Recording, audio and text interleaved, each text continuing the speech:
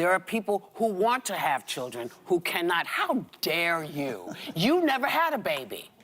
Your wife had a baby, but you never had a baby. So you know nothing about this. And how dare you? And women, you heard how he thinks of you. Yeah. This is not good for you, JD. Yeah. Now, Well, I mean, it's what also, the hell?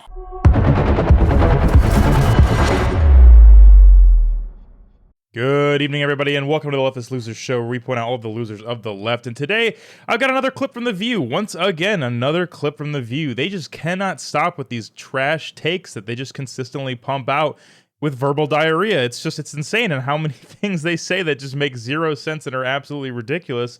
And I think ever since Joe Biden dropped out of the race a few days ago, and after the Trump assassination, I think they're just in panic mode. I think they're depressed because they can see the writing on the wall. Trump's numbers, he's up like 12% in an aggregate poll of all the polls over the nation, and especially in the key swing states, he's up by like a lot. And Kamala Harris's numbers have always been worse than Joe Biden's numbers. So with her looking like she's going to be the Democratic nominee, I think they're just panicking. And so, of course, they're trying to go on to the attack, and they're looking to try to point out as many faults as they can with Trump's new VP pick, JD Vance, and also with Trump himself, which usually just consists of them calling him an evil man and a threat to democracy. And you know the usual stick from the people like The View.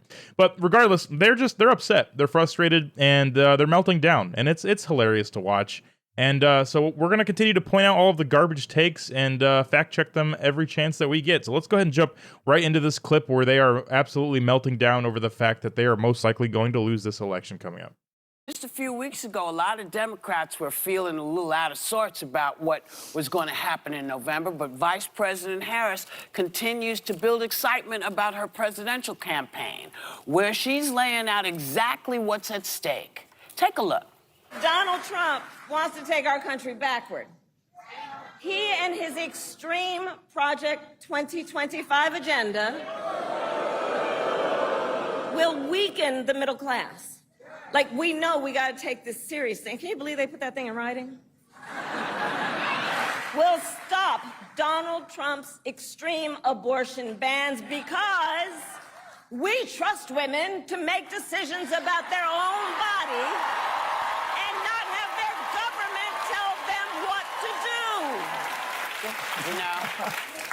So it's funny because the two clips they chose to show of her speech are both lies. Donald Trump has, on his Truth Social, come out and made a public statement saying that he does not support Project 2025 and does not want to implement any of their agenda, and also does not agree with a lot of their agenda. Now, I haven't looked thoroughly through that, so I don't know if that's a good or bad thing necessarily, but it is funny to me that the Democrats are pushing that so hard when he himself has said he's not in support of that agenda. So it's not relevant, and it's a blatant lie. It makes him look ridiculous, as always. And then the other point she's making about abortion, Trump's already said in multiple town halls, even on CNN's town hall, that he has no desire to ban abortion and that he wants to leave it as the state's issue, that he's happy that the Supreme Court repealed Roe v. Wade, so that way the states would have to deal with the issue.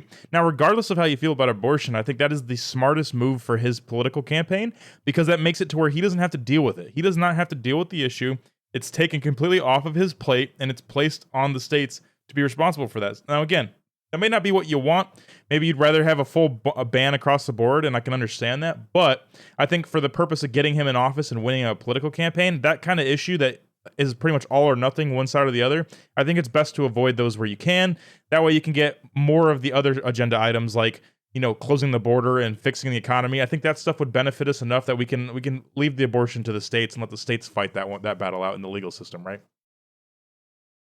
Now, oh boy, on the other side of the aisle, rumors are growing that Republicans,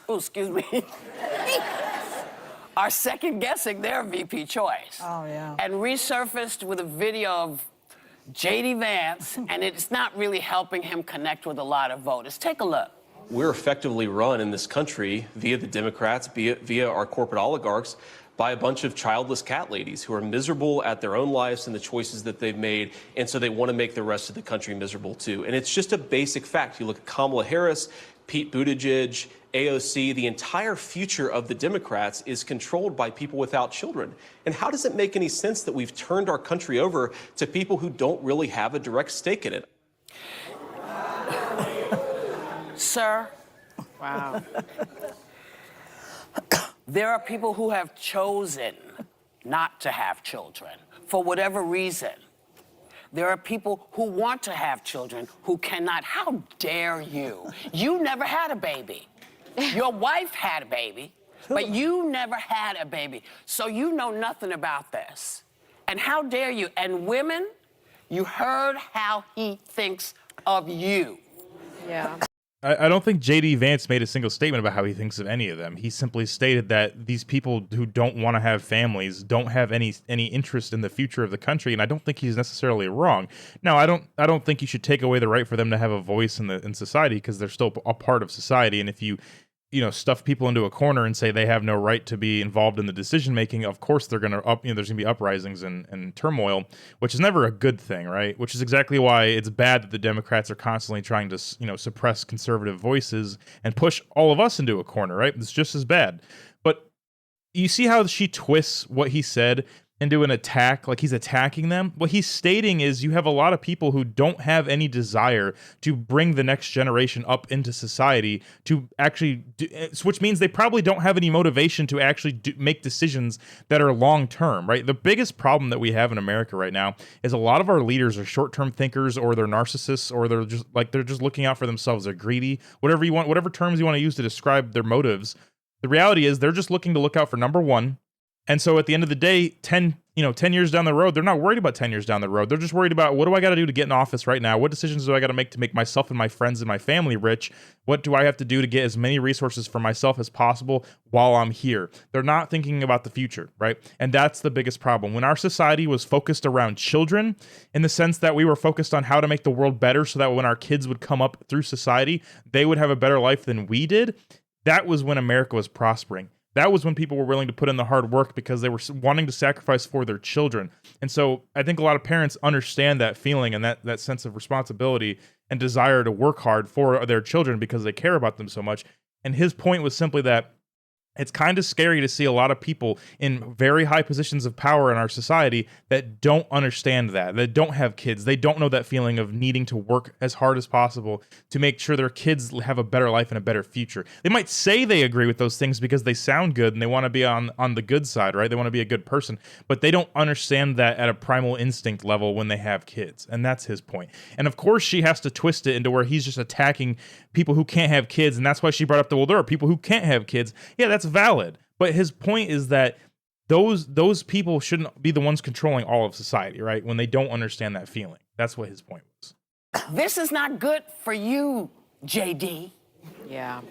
Now, Well, I mean, it's what the also, hell? it's so mean against cats. Also. I mean, why do Republicans hate animals? One of them once shot a puppy. Now he's dragging poor cats into the situation. What is their problem with animals? And Trump doesn't have a dog. No, he's the only president in my lifetime who doesn't have a freaking dog because he doesn't have a cat either. He skeeves them, No, he has no. This is ridiculous. Yeah, he doesn't have a dog. The topic of the conversation is people who don't have children, the things that actually matter for the continuance of the human race. The fact that the only thing that allows us to continue to survive as a species. But she's saying, well, he doesn't have a dog, so he's such an idiot. Yeah, but Trump has lots of kids, and most of his kids are very successful. Now, you could say that's probably because of his name, but the reality is he's actually contributing to the future generations by producing a family that, say whatever you want about Trump's personality, but his kids seem to love him, and whether that's just because of his money or not, I don't know. And that's not me to judge from the outside, not knowing them personally.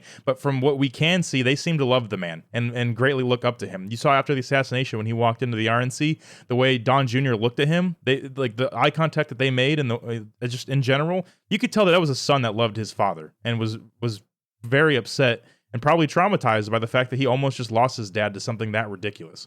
So these people are silly, man. They're so silly. They have no grasp of reality or what actually matters in society, and they cling on to stupid things that they know they can manipulate the feelings of their viewers, and it's disgusting. I mean, you see what they're doing, right? None of the points they're making are actually valid, arguments against what JD said. They're just looking to attack it in a way that will rile up the feelings of their viewers, because the viewers of The View are, I don't know how many times I gotta say The View. The people who watch The View are mostly, middle-aged women who live in suburbia and might be single moms. So anything they can do to piss those people off and get them riled up to hate the other side, that's all they're doing. That's their goal. They're animals. But, you know, Except I think JD. that to your point that JD Vance may get the heave-ho, I think it's very hard for Trump to get over the fact that he called him America's Hitler. Even though he reneged on it, he said... I thought it was a compliment. Well, I'm sure Trump thinks it's a compliment, yes, for sure. But I mean, it's hard one to get over, I think, when someone calls you the most disgraceful, the most evil person in the world. And now you say, I didn't really mean it. Well, I find that... He's history pretty soon, just watch. Well, in hearing that clip, there's so many places... Who's she talking about? Is she talking about JD? I don't know if talking about Trump in a conversation 2 weeks after he was almost assassinated and doing the like cutting throat hand sign and saying he's history pretty soon without specifying what you're talking about. That's I don't know. Maybe the FBI and Secret Service should be knocking on your door there, Joy. That's a little sus. I don't know what you got going on there. To go, the people that can't have kids, Yeah. the people that have proudly chosen not to, Yeah. that. But the part that really disgusts me is that he thinks by the fact that you have children, that's how you look through the lens of politics.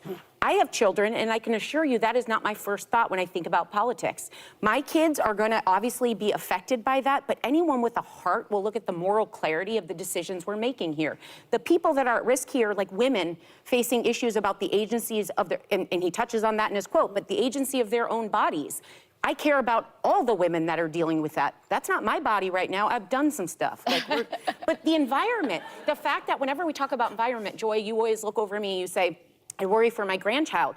And yours. And yeah, your but I worry for me. It's Mother Earth. We're here to rent it, not destroy it. That pisses me off. Well, Look at the narcissism coming out of this lady. She's letting you know exactly how she feels. What a disgusting person. I'm sorry to be so rude, but just absolutely disgusting behavior. I don't care about my kids. I don't think about my kids with politics. I think about me and what matters for me. This is the disgusting short-sightedness that is exactly why our country is falling apart and our culture is so degenerate and ridiculous. These people don't care about their kids at all. Not even a little bit. They go, they'll deal with their own life. My life is so hard. I'm a rich person who just masturbates and does whatever the fuck I want. Excuse my language. I'm just pissed off. These people are disgusting, man. It's so frustrating. I don't understand how they can sit here and try to make the argument that caring more about your kids and the future that they're going to inherit is more important than your narcissistic self-desires. I don't understand how they could think that that's a bad thing. These people are ridiculous, man. I feel sorry for their children, because if that's the kind of parent you had that didn't care about you or how you felt or what you were going to inherit in the future, and are sitting here on live TV and telling the whole country that they're not worried about what you have to deal with, they just have to worry about themselves. Wow, man. Talk about a shitty parent. I could not imagine ever seeing my mom on TV saying she didn't care about anything that I had to deal with. That would be emotionally damaging at the very least. I definitely would not care about her very much after that. That's pretty sad. But I don't know, guys. The views on The View are disgusting. These people are insane. I don't know how the heck they live with themselves, to be honest. I mean, again, I guess I do, because it's just the money that they're after. And if this is really how they feel, then they're disgusting people. And if they're just reading off what their producers are telling them to say, then they're idiots. And either way, there's no good path for these people, man. They're just crazy. If you guys enjoyed this content, please like and subscribe to the video and comment down below how you guys feel about The View and what you guys think about their opinions. Or if you think I'm an idiot or want to tear my opinion apart, go ahead and do that down in the comments below. I appreciate it either way, and I will talk to you guys in the next video. Peace.